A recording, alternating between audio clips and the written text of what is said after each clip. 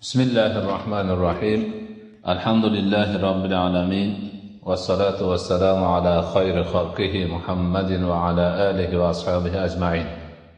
57. باب يبدأ بالجر. 104 hadis.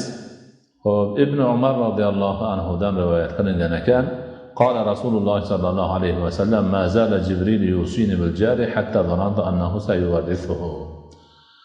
Avval o'tgan hadisni takrori bu bobga ham to'g'ri kelganligi uchun yozibdilar, bu yerga qo'yibdilar.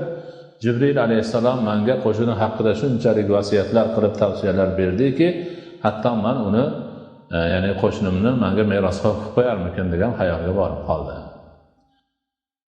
105 hadis Abdulloh ibn Amr radhiyallohu anhu dan rivoyat qilinadi.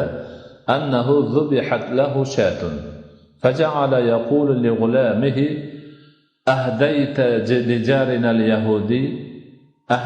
لجارنا اليهودي سمعت رسول الله صلى الله عليه وسلم يقول ما زال جبريل يوصيني بالجار حتى ظننت أنه سيورثه.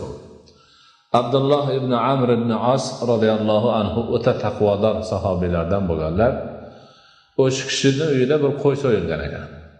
Shunda xizmatchi yigitiga, g'ulomiga Abdulloh ibn Amr radhiyallohu anhu mana o Yahudi qo'shnimizga ham berdinglarmi go'shtdan? Yahudi qo'shnimizga ham hadiya berdilaringmi deb takrorlab so'rayvergan ekanlar. Buni beringlar, men Rasululloh sallallohu alayhi vasallamni Jibril menga qo'shni haqida shunchalik tavsiyalar qildiki, hatto men uni menga merosga qilib qo'yarmikin degan gumonga bordim degan gaplarini eshitganman. Mana bu yerda o'sha hadisga sahobalardan birini amal qilishlari ko'rsatilyapti. Qo'shni Yahudi, g'ayridin odam, dushmanlik qilib yurgan odamlarning jamoasining a'zosi.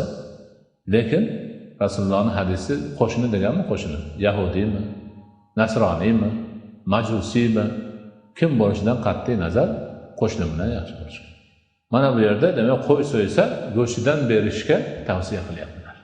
Qayta tayinlayaptilar. Demak, qo'shni kim bo'lishidan qat'iy nazar o'shini ko'nglini yumshatadigan, do'stligini mustahkam qiladigan vositani ishlatib, sovg'a salom, shunaqa ba'zi bir qo'shnichilik muomalalarida ketadigan narsalarni qilib turish mo'min musulmonlarga lozim lobud narsa ekan. Mana sahobalar shunday qilishgan ekan. 106 hadis Oysha radhiyallohu anhadan rivoyat qilinar ekan. U kishi eshitgan ekanlar Rasulullohdan, "Mazala Jibril yusini bil jarri hatta zananta annahu la yuwarithuhu." Bu ham oldingi hadisning takrori ekan. Jibril alayhissalom menga shuncha qo'shni haqida shuncha tavsiyalar qildiki, men uni menga merosga qilib qo'yarmikin deb gumonga borib qoldim, o'ylab qoldim deganlari.